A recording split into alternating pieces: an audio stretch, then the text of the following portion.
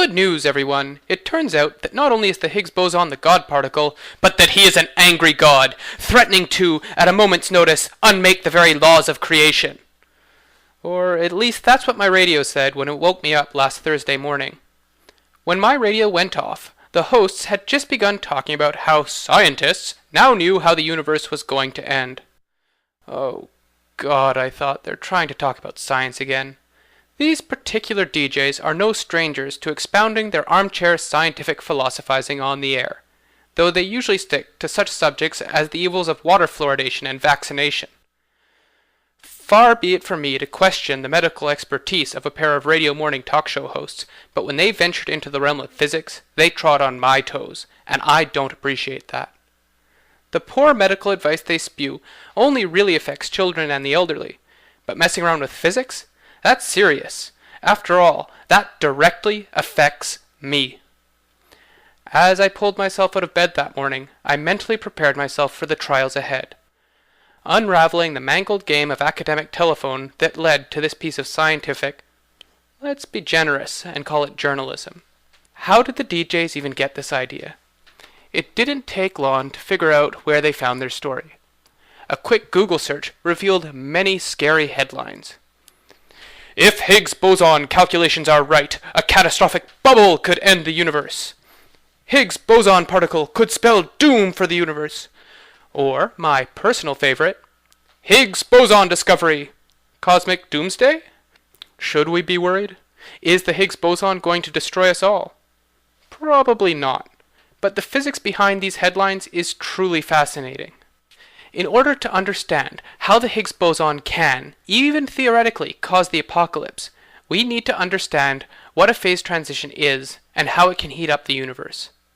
We're all familiar with the different states of water. It can be a liquid, a gas, a solid. By adding or removing heat, we can trigger a phase transition. Adding heat to a liquid will vaporize it. Taking heat away will freeze it. This seems pretty simple. In fact, the transition from a liquid to a gas is what generates a large percentage of the electricity on our planet. One of the interesting properties of water, and indeed most fluids, is that as you remove heat and it goes through a phase transition, the temperature will stay constant until the liquid has been completely converted to a solid. The temperature will only start decreasing once all the liquid has been frozen. That's how our universe has been cooling for as far back as we can experimentally observe. However, the phase transition that could end all life in the universe is different than what we're used to seeing with water. As strange as it sounds, this potential apocalypse has more in common with a hand warmer than a glass of iced tea. Take, for example, this hand warmer.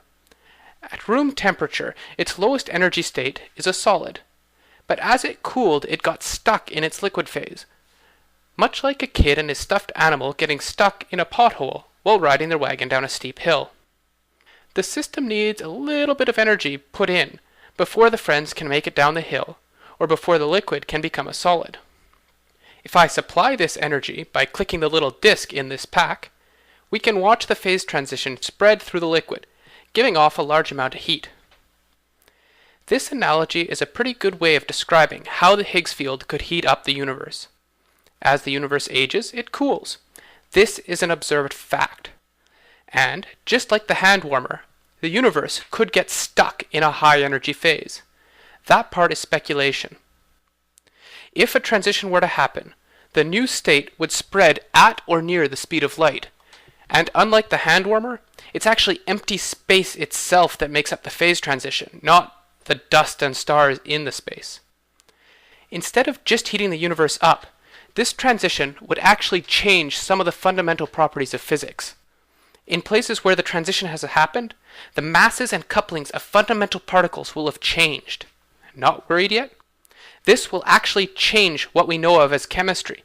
And since all cells run on chemistry, they would no longer function. Life as we know it would no longer be able to exist. To use the technical term, we would be completely hooped.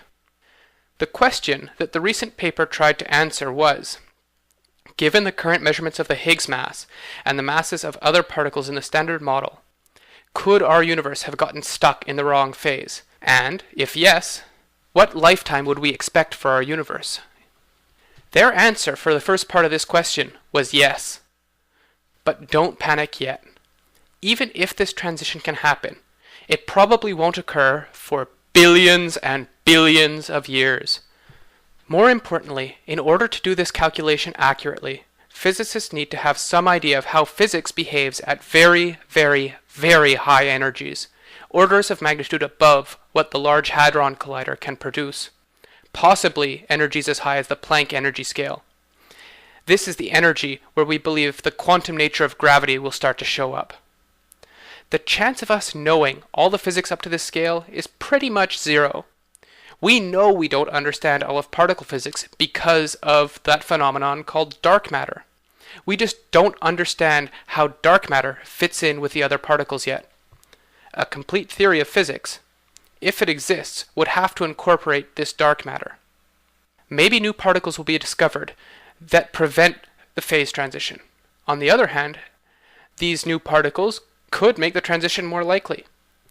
At this point, we just don't know enough about the physics above the Higgs scale to give an accurate answer. So no, scientists don't know how the universe is going to end. They have a hypothesis of a potential end of the universe. It is one of many. And with a little luck and a lot of funding for bigger experiments, physicists may one day manage to discover which one is true. Hey guys and girls, thanks for watching. I hope you enjoyed learning about this potential apocalypse. I guess the natural question to ask now is, what's your favorite apocalypse? I mean, the physicist in me loves the idea of strangelets just consuming the Earth.